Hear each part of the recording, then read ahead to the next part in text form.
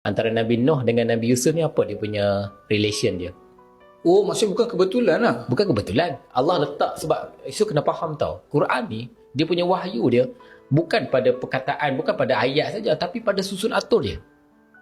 Maksudnya, susun atur maksudnya kenapa surah Yusuf duduk dekat surah ke-12. Uish. Juzuk ke-12.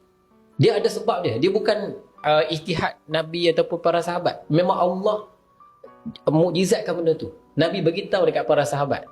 Susun dia macam ni. Nama pun, tasmiyah tu surah. Nama surah itu pun adalah wahyu. So kita kena nampak Quran sampai level macam tu, Saf.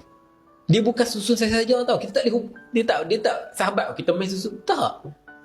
Dia tak macam tu. Dia memang adalah satu mukjizat yang everything. Peletakan huruf dia, peletakan perkataan dia, peletakan nama surah dia, peletakan kedudukan surah ni, kenapa selepas, kenapa sebelum. Walaupun nampak mata kasar, asal macam surah Hud, tapi kisah Nabi-Nabi ni macam-macam Nabi dalam ni. Dalam tu. Kenapa dia namakan sebagai surah Hud?